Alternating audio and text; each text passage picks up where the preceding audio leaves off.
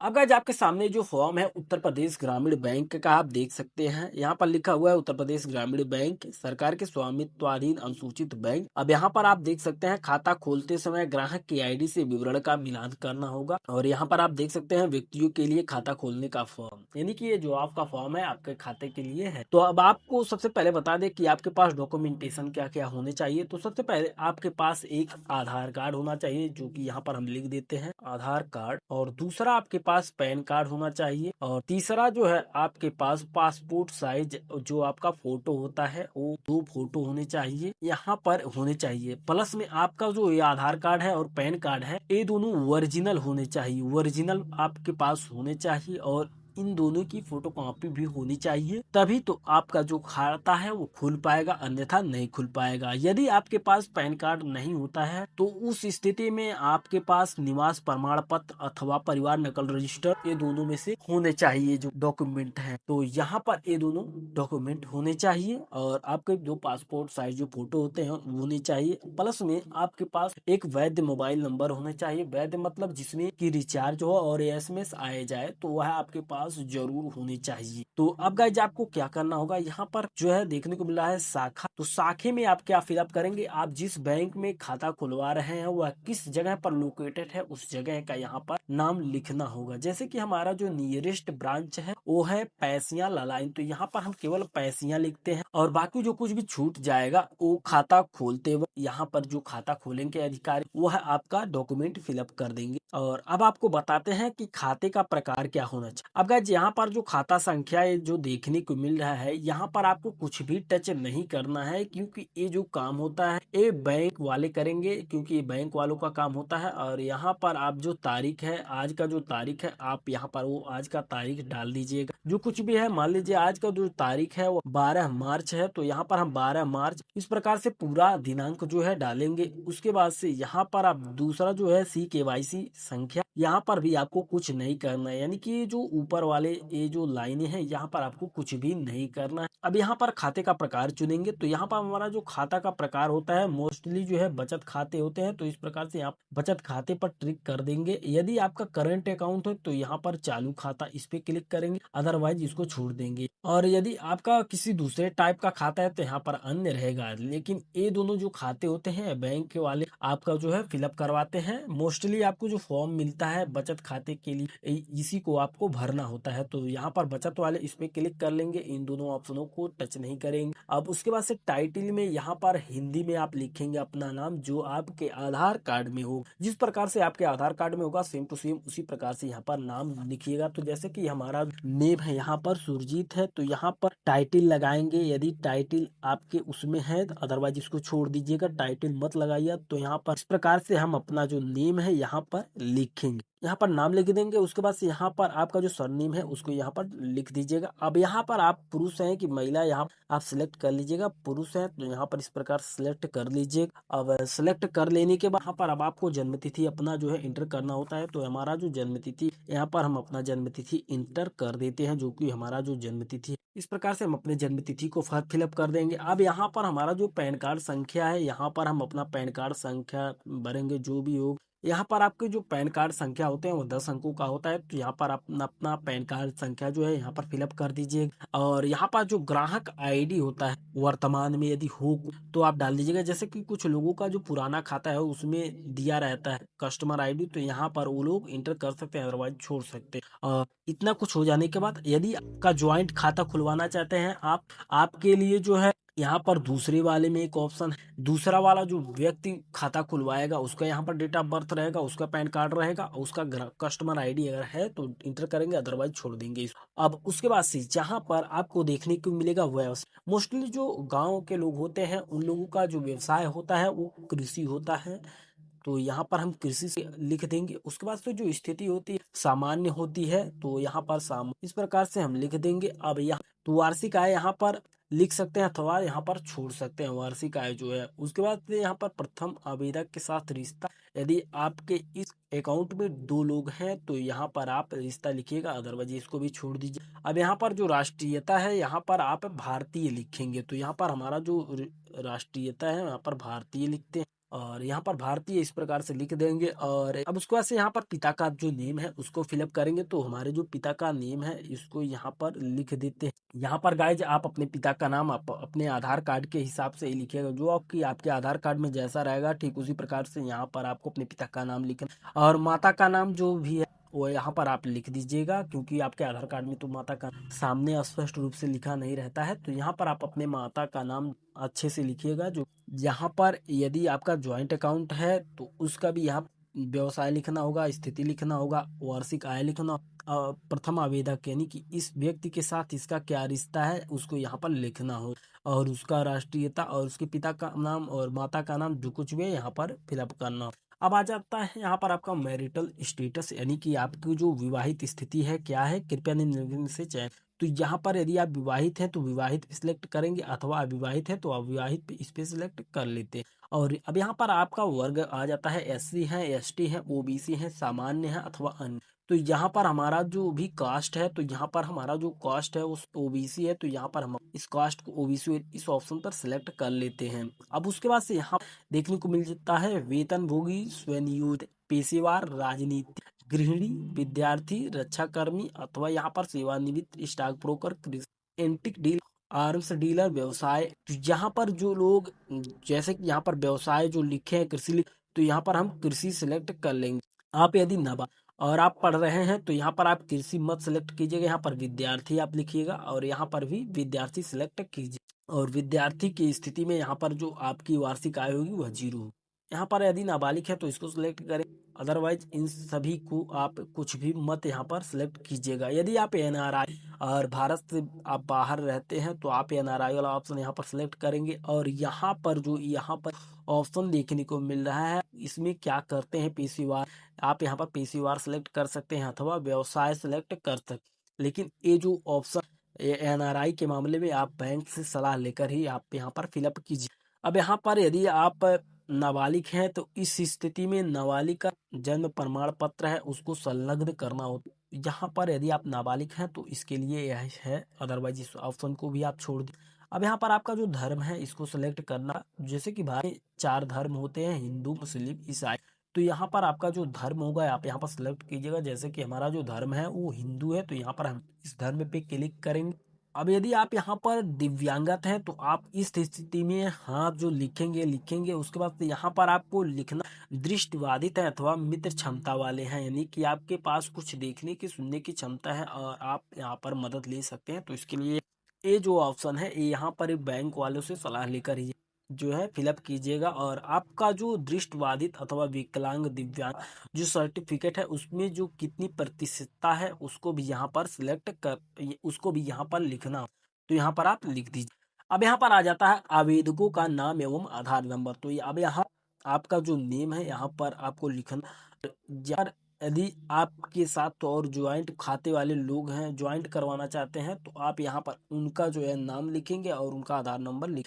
जितने लोग ज्वाइंट होना चाहते हैं, मोस्टली एक अकाउंट में 3 लोग जो है ज्वाइंट हो सकते हैं, तो यहाँ पर इस प्रकार से प्रथम आवेदक में आप अपने आधार कार्ड से नाम देख करके लिखिएगा, जिस प्रकार से आपके आधार कार्ड में रहेगा ठीक उसी प्रकार से यहाँ पर आप अपना नाम लिख दीजिए। यहाँ पर आप हिंदी इंग्लिश की लैंग्वेज में लिख सकते हैं, लेकिन जो भी लिखें आप स्पष्ट रूप से लिखें ताकि अधिकारी आपका खाता खोले उनको पता चले कि हाँ वास्तव में ये चीज यहाँ पर लिखा हुआ है। तो यहाँ पर इस प्रकार से तो अब यहाँ पर आपका जो नेम है उसको आप फिलअप कीजिएगा। तो जैसे कि हमारा जो यहाँ पर सुरजीत है, सुरजीत गुप्ता, जो कि आपके आधार कार्ड में जिस प्रकार से आपका रहेगा ठीक उसी प्रकार से फिलअप।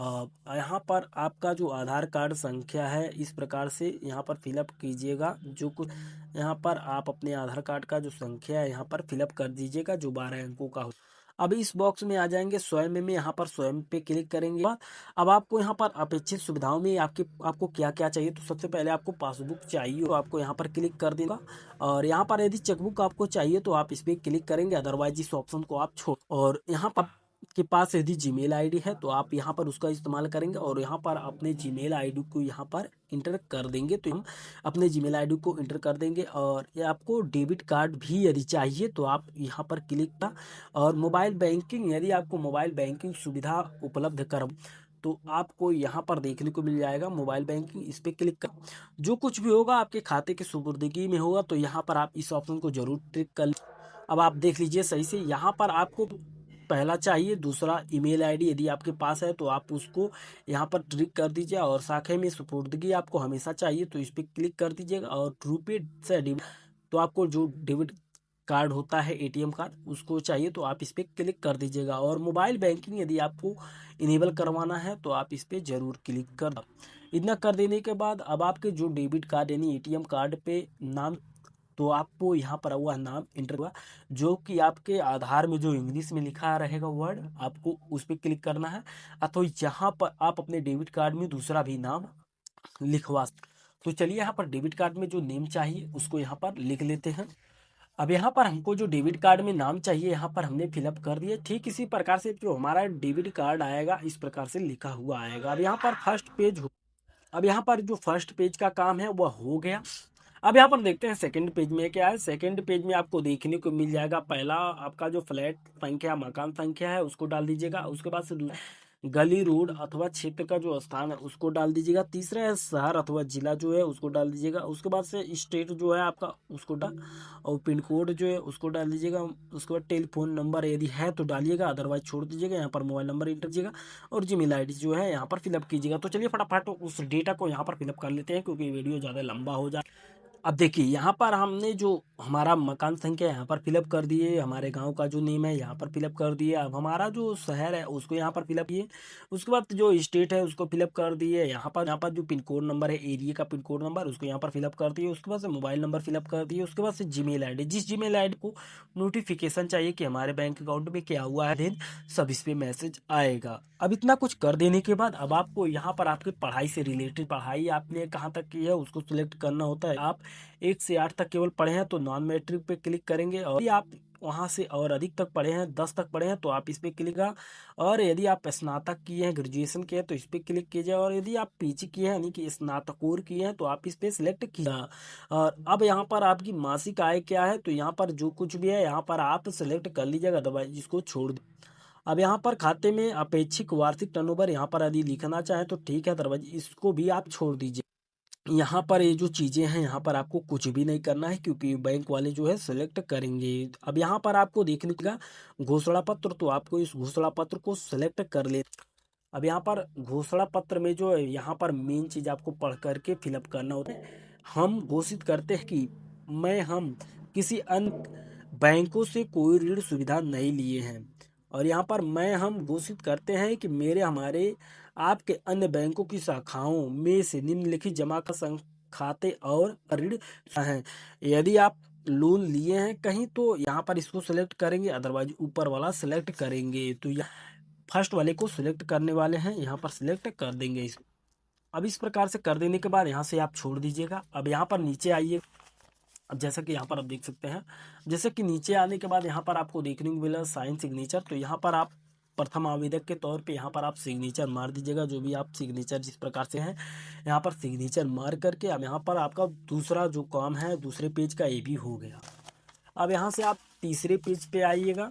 अब तीसरे पेज पे आपका जो डॉक्यूमेंटेशन का काम है, यहाँ पर आपको अपने आधार, पैन कार्ड, आपकी जो 2 पासपोर्ट साइज फोटो है उसका यहाँ पर संलग्न कर देना होगा। तो यहाँ पर आप अपना एक फोटो जो है यहाँ पर चिपका दे। अब यहाँ पर तीसरे पे आ जाते हैं। तीसरे में क्या है आप देख सकते हैं, लिखा हुआ है वर्तमान खाता धारक कम से कम 6 महीने पुराने हो, केवाईसी अनुपालन करती है। जैसा कि आपको बता दें कि आप जो ये खाता खुलवाते हैं आपके पास एक परिचय कर्ता होना चाहिए, तभी आपका जो खाता है इसमें खुल पाएगा। परिचय कर्ता के यहाँ पर सिग्नेचर होते हैं, और यहाँ पर उस परिचय कर्ता का यहाँ पर आप देख सकते हैं उस परिचयकर्ता का नाम होगा, पता होगा, ईमेल आईडी यदि वो दे पाने में सक्षम है तो ठीक है, अदरवाइज यहाँ पर पिन कोड उसका जो होगा उसका वो होगा, और मोबाइल नंबर तो हर हाल में होना चाहिए। और उस बैंक का जो खाता संख्या है उसको यहाँ पर इंटर करना होगा। और यहाँ पर खाता खोलने की जो संख्या यदि है तो ठीक है, अदरवाइज यहाँ पर छोड़िएगा। और ग्राहक आईडी जो कि उसके पासबुक में होगा उसको यहाँ पर फिलअप कर दीजिएगा। और शाखा का नाम जो कि वर्तमान समय में जहां आप खुलवा, यदि वह वही का है तो इसको आप छोड़ दीजिएगा। और यहाँ पर उसका खाता कौन सा है, बचत है, चालू है, कैश है, क्रेडिट, ओवरड्राफ्ट है, जो कुछ है यहाँ पर आप उसको सेलेक्ट कर लीजिएगा। तो यहाँ पर बचत बैंक वाला है तो इसको आप सेलेक्ट अब इतना कुछ कर देने के बाद यहाँ पर वह व्यक्ति, यहाँ पर आपको अपना नाम लिखना होगा। जैसे कि यहाँ पर सुरजीत गुप्ता जो है, यहाँ पर हम जो सुरजीत गुप्ता है लिख देंगे, को हम पिछले 6 महीने या 1 साल से जानते हैं, यहाँ पर लिख देंगे या जो कुछ भी है डाल दीजिएगा। अब यहाँ पर परिचय करता है, यहाँ पर अपना हस्ताक्षर कर देगा। हो के बाद अब यहाँ पर आपको अपना नाम लिखना होगा, जिस नाम से आप अपना बैंक अकाउंट खाता खुलवा रहे हैं। तो आपका जो नाम है यहाँ पर आपका जो नेम है यहाँ पर लिख देंगे, और ग्राहक आईडी है यदि पुराना वाला है तो ठीक है, अदरवाइज इसको भी आप छोड़िएगा। उसके बाद से यहाँ पर नमूना हस्ताक्षर,